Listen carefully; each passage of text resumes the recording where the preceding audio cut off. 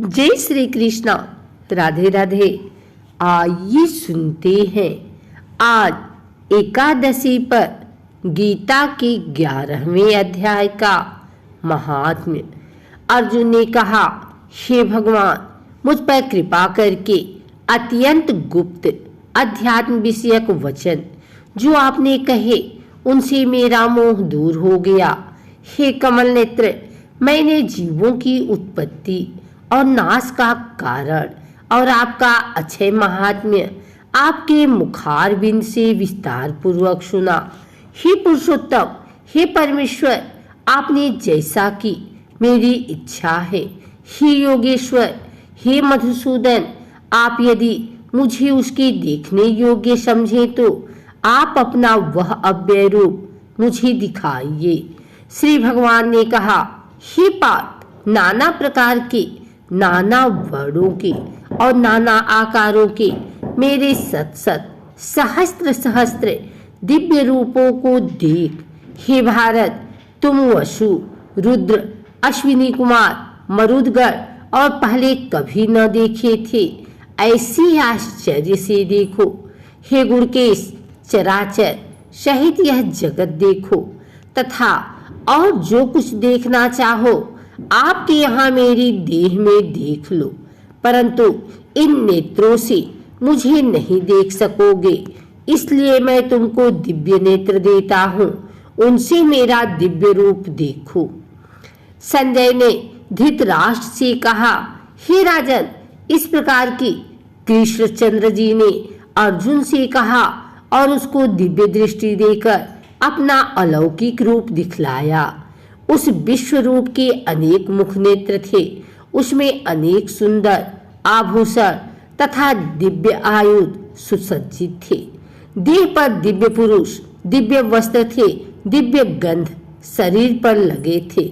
उस समस्त आश्चर्य में अनंत देव के शब्द और मुख दिखाई देते थे। आकाश में यदि हजारों सूर्य के प्रभा एक साथ हो तो उस महात्मा की प्रभा एक साथ हो तो उस महात्मा की प्रभा की समता न कर सकेगी। उस समय अर्जुन ने देवाधिदेव के शरीर में अनेक प्रकार के विमल इस समस्त जगत को एकत्रित देखा। तब अर्जुन आश्चर्य से चकित हो गया, उसका शरीर रोमांचित हो गया। उसने शीश नवाया, हाथ जोड़कर कहा, हे देव, तुम्हारी देह में सब देव भिन्न भिन्न प्राणियों के समुदाय कमलासन पर बैठे हुए, देवताओं के ईसा, ब्रह्मा, संपूर्ण ऋषि और दिव्य सर्पों में देखता हूँ।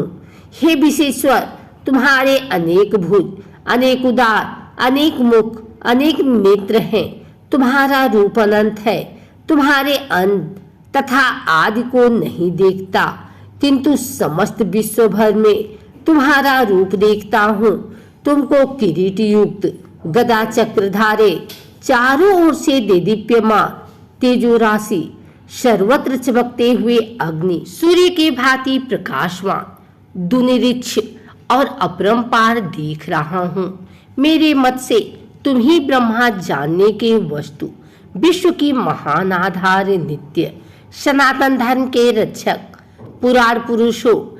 मैं आदि, मध्य तथा अंत से रहित, अनंत शक्ति, अनंत भुज, चंद्र सूर्य है। नेत्र जिसके कांतिमान, अग्नि के सदृश मुख वाला, अपने तेज से इस संपूर्ण संसार को तापते हुए देख रहा हूँ। हे महात्मा, पृथ्वी और आकाश के मध्य का वह अंत और समर्पण दिशाएं आपसे ही व्याप्त हो रही हैं। आपका यह अद्भुत और उग्र रूप देख तीनों लोग व्यथित हो रहे हैं।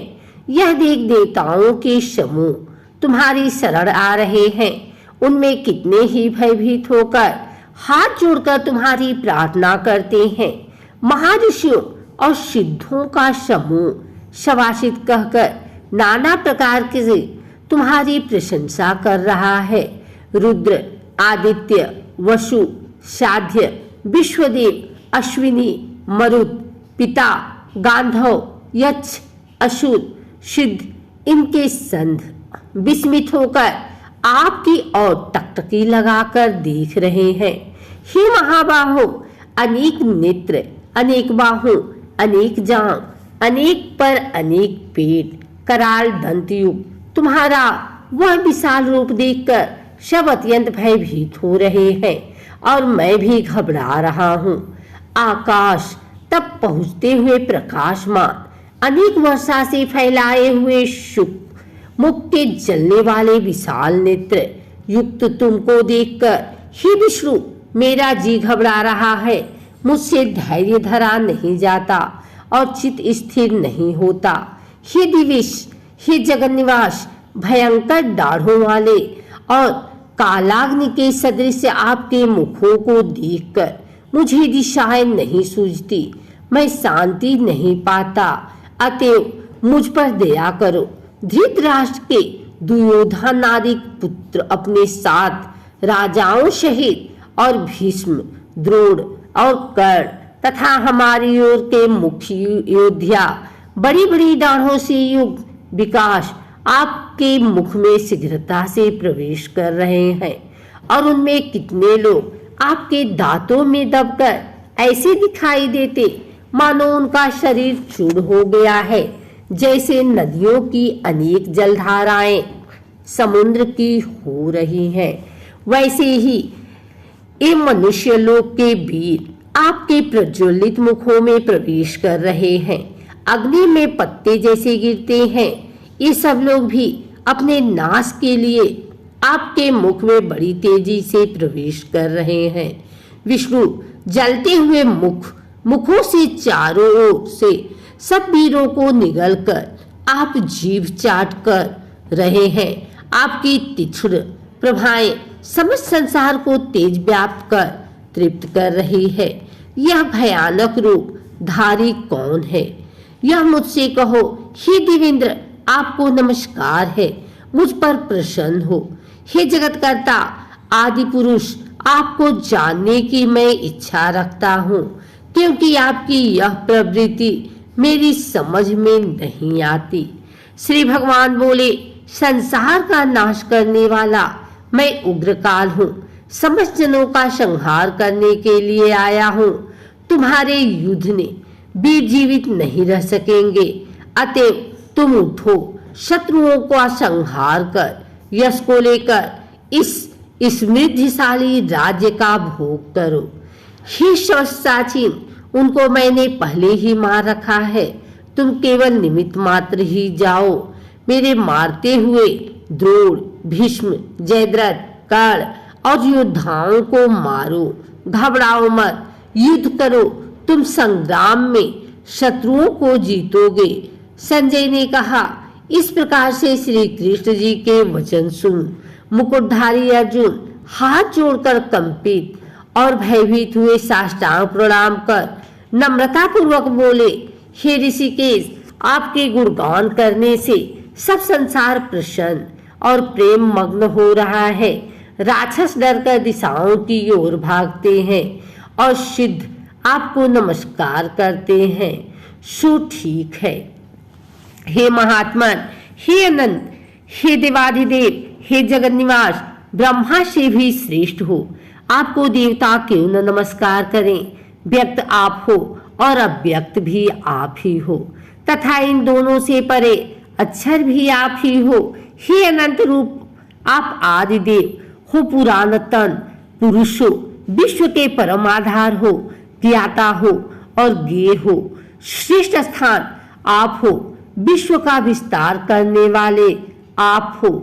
आप वायु, यम, अग्नि, वरुण, चंद्र, ब्रह्मा और ब्रह्मा जी के पिता भी हो। आपको नमस्कार है और फिर भी बार बार आप ही को नमस्कार है। हे सर्व जगत स्वरूप, आप अनंत वीर्यवान तथा आतुल पराक्रमी हो। आप जगत में व्याप्त हो, इसलिए स्वरूप हो। तुम्हारी महिमा को न जानकर मैंने तुमको अपना मित्र मानकर हे कृष्ण, हे सखे, ऐसी जो तिरस्कार से कहा हो, सो प्रमाण से अथवा स्नेह से, हे अच्युत अप्रमेय रूप, तुमसे इन बोलों की क्षमा मांगता हूँ जो कि परिहास से विहार, सोने बैठने और भोजन के समय अकेले अथवा मित्रों के साथ मध्य में तुम्हारा अपमान किया है। तुम इस स्थावर जंगम रूप लोक के पिता पूजन्य और महान गुरु हो। त्रिलोकी में भी तुम्हारे समान कोई नहीं है। तुमसे अधिक अतुल प्रभाव कहाँ से होगा। इसलिए स्तुत्य ईश तुमसे सिर झुकाकर प्रणाम करके यही प्रार्थना करता हूँ कि मुझ पर कृपा करो। हे देव, जैसे पिता पुत्र के, मित्र मित्र के और प्रिय प्रिया के अपराध को क्षमा करते हैं, वैसे ही तुम मेरे अपराध को क्षमा करो। हे देव, पहले कभी नहीं देखा ऐसा आपका रूप देखकर प्रसन्न हूँ और भय से मेरा मन व्याकुल है। इसलिए वही पहला रूप मुझको दिखाओ। और हे देवेश, हे जगत निवास, आप प्रसन्न हो जाओ। हे सहस्त्रबाहु, हे विश्वमूर्ति, मैं फिर आपको वही किरीट, गदा और हाथ में चक्र धारण किए देखना चाहता हूँ।